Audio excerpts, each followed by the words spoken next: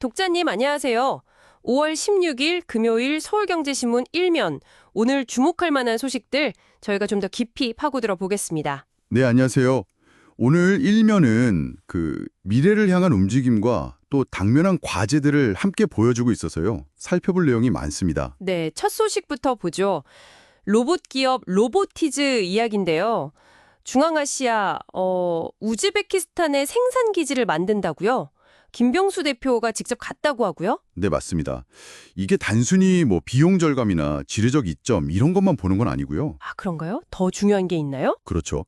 로보티즈가 가진 핵심 기술, 바로 액추에이터인데요. 이게 로봇의 관절 역할을 하는 아주 정밀한 부품이거든요. 아하, 로봇의 움직임을 만드는 핵심. 네, 이 기술력이 세계 최고 수준입니다. 그러니까 이번 해외 진출은 이 기술을 바탕으로 생산량을 늘리고 가격 경쟁력까지 갖춰서 이제 본격적으로 글로벌 시장을 공략하겠다. 이런 강한 의지로 봐야 합니다. 핵심 기술로 글로벌 시장에 승부수를 던지는 거군요. 흥미롭네요. 자, 그럼 다음으로 현대차 그룹 소식인데요. 이것도 미래 투자 이야기죠. 네, 규모가 어마어마합니다. 올해 국내에만 25조 원, 역대 최대 규모입니다. 25조요? 와, 작년보다도 20% 넘게 늘어난 거라고요? 네, 그렇죠. 근데 이게 단순히 차동장 더 짓겠다 이런 차원이 아니고요. 어제 장재웅 부회장이 사우디 공장 착공식에서 직접 밝혔는데 네네. AI, 로보틱스, 또 미래 항공 모빌리티, AAM이나 수소 에너지까지. 근데 미래 모빌리티 생태계 전체를 구축하는 데 집중 투자하겠다는 겁니다. 아, 단순히 차를 넘어서는 큰 그림이군요. 미래 산업 주도권을 잡겠다는 의지가 확실히 보이네요. 소식도 일면에 실렸어요. 사기 범죄 이야기인데요. 이게 점점 기업처럼 조직화된다고요? 아, 이게 정말 심각한 문제예요.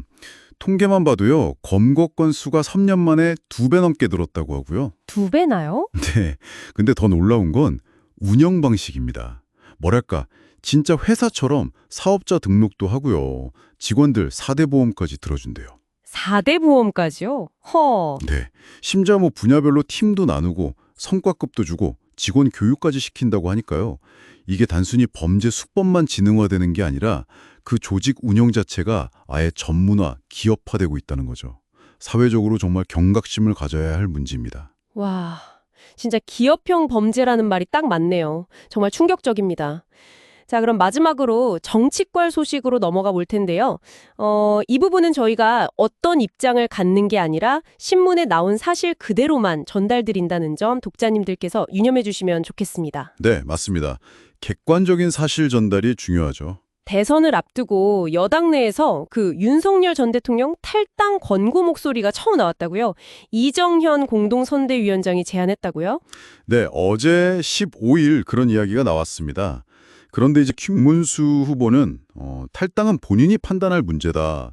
이렇게 직접 요구하는 건 좀 적절치 않다. 이런 입장을 보였고요. 서로 입장이 다르군요. 그렇죠. 선거가 얼마 안 남은 시점에서 여당 내부에서 이런 다른 목소리가 나왔다는 것 자체가 앞으로 정치 지형에 좀 미묘한 영향을 줄 수도 있는 변수다. 이 정도로 보시면 될 것 같습니다. 저희는 딱 이 현상까지만 전해드립니다. 네, 알겠습니다. 사실관계 중심으로 이해하는 게 중요하겠네요. 기자님, 오늘 로봇 기술, 대기업 투자, 또 사회 문제, 정치 이슈까지 정말 다양한 이야기를 나눴는데요.